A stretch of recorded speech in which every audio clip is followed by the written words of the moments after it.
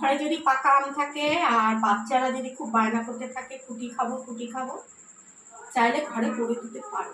আমার খোসাটা অবশ্য ছাড়ানো হয়ে গেছে, দেখো খোসাটা ছাড়িয়েছি, তার সঙ্গে আখিটা চিপে নিয়েছি।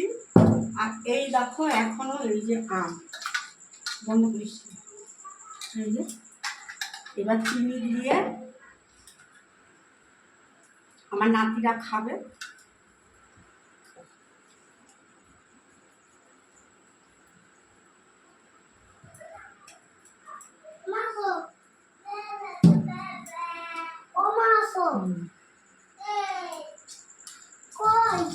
রেডি করছি নাতিদের জন্য। তো আমটা তো মানে এমনি দিলে গায়ে ঠায়ে লাগাবে, এবার আমি এটা ওদের গ্লাসে করে দিয়ে দিই বা বোতলে করে দিই। চিনি দিলাম, এবার ফ্রিজ থেকে মানে জলটা বরফটা তুলে রাখ করে তো ঠান্ডা লাগবে। আর কি এই জলটাই দিলাম।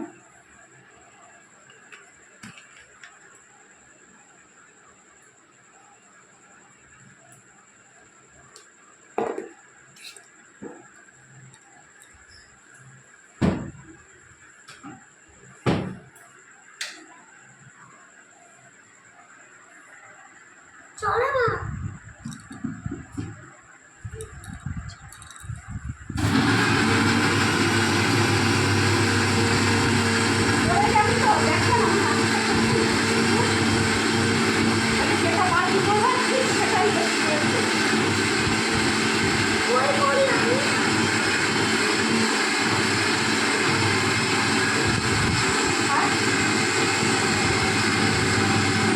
হয়ে গেল ম্যাঙ্গো জুস।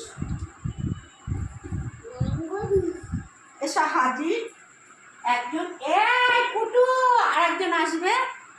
আর আসো জুস খাবে তো, ম্যাঙ্গো জুস বানিয়েছি, আসো।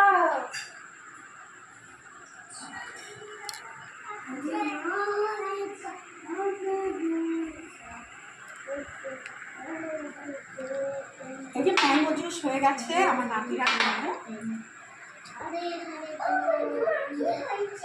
এই তো আসো, ম্যাঙ্গো জুস বানিয়েছি তোমাদের জন্য।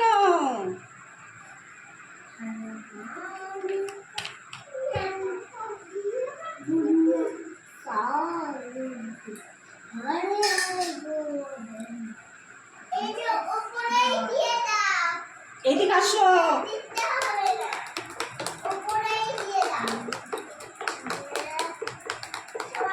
ওরাও খুশি আর আমারও ভদ্র মা খালেও না, কি বলো?